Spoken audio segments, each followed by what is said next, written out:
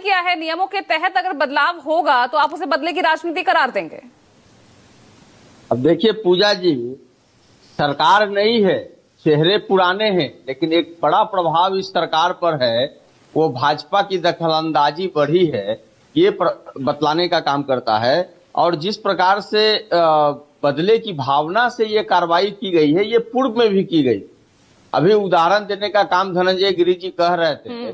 उन्होंने कहा कि 5 देश रत्न मार्ग जब 2015 में महागठबंधन की सरकार थी और हमारे नेता आदरणीय तेजस्वी प्रसाद यादव जी जब उप मुख्यमंत्री थे और महागठबंधन की सरकार से जब अलग हुए थे, उसके बाद जो है वो जो उप मुख्यमंत्री का जो आवास था जिसमें नेता प्रतिपक्ष है, क्योंकि एक पोलो रोड उसके पहले जो है सुशील कुमार मोदी जी जब उप मुख्यमंत्री थे तो उनको वो आवंटित था, लेकिन जब वो नेता प्रतिपक्ष हो गए उसके बाद भी उसी को आवंटित किया गया था एक पोलो रोड। लेकिन जैसे ही 5 देश रत्न मार्ग से उप मुख्यमंत्री के पद से हटे तो उनको वहां से जो है हटाने का प्रक्रिया शुरू किया गया और वो जो है कर्णांकित कर दिया गया उप मुख्यमंत्री के लिए। तो इस प्रकार की कार्रवाई ये लोग पहले से करते रहे हैं। और सबसे महत्वपूर्ण बात क्या है ना कि ये एक अनेक मार्ग के ठीक बगल में जो है 10 सर्कुलर जो आवास है, तो कहीं ना कहीं जो हजारों लोग वहां पर हमारे नेता आदरणीय लालू प्रसाद यादव जी से चाहे राबड़ी देवी जी से जो मिलने आते हैं, इन लोगों की आंखों में वो खटकते हैं कि कैसे दूर दराज से लोग हवाई चप्पल पहन करके, गरीब गुरबा लोग अपनी बातों को लेकर के वहां पहुंचने का काम करता है। इनको ये सब खटकते हैं। तो ये बदले की राजनीति कर रहे हैं, करें, इनको मुबारक हो। लेकिन सवाल क्या है ना कि जहां भी हमारे नेता रहेंगे, जहां भी लालू प्रसाद यादव जी चाहे माता राबड़ी देवी जी रहेंगी, हजारों की संख्या में, चूंकि लोगों की आस्था उनसे जुड़ी हुई है ना, वो सामाजिक न्याय के क्या है?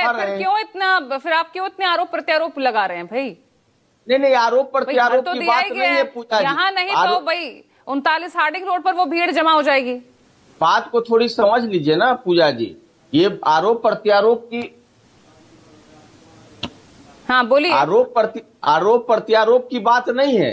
हाँ। ये जिस प्रकार से ये लोग कार्रवाई करने का काम करते हैं ना, उस पर बातें हो रही है। सवाल उठता है कि ये जो बंगला जो आवंटित था 2006 से, संभवतः 16 जनवरी 2006 से ये आवंटित था। और एक समय ऐसा भी आया था कि राबड़ी देवी जी ने बिहार विधान परिषद के प्रतिपक्ष की नेता भी नहीं रही थी। उस समय भी ये उसी तरह से वो 10 सर्कुलर रोड रहा था। लेकिन आज क्या परिस्थितियां आ गई कि इनको दूसरा जगह आवंटित करने का काम किया गया। तो ये तो स्वाभाविक है ना कि ये बदले की कार्रवाई करने का काम करे और बदले की भावना से राजनीति करते हैं। सरकारी संपत्ति है, कोई ये आपकी निजी प्रॉपर्टी तो नहीं बन जाएगी ना? नहीं, मैं कहाँ कहा कि जा सकती है? नहीं पूजा जी, मैंने कब कहा कि ये मेरी निजी संपत्ति है? फिर मैंने तो कभी नहीं कहा। लेकिन जिस प्रकार से हमारे नेता आदरणीय लालू प्रसाद यादव जी भी बिहार के मुख्यमंत्री रहे, राबड़ी देवी जी भी रही, और राबड़ी देवी जी तो भी बिहार विधान परिषद में नेता विपक्ष है ना। हाँ। फिर आखिर क्या परिस्थितियां ऐसी आ गई कि यहाँ से हटा करके दूसरे रोड में दिया गया उनको? आखिर कोई तो कारण रहा होगा ना। सरकार को ऐसा क्या दिक्कत और क्या परेशानी आई है तो सरकार को बताना पड़ेगा।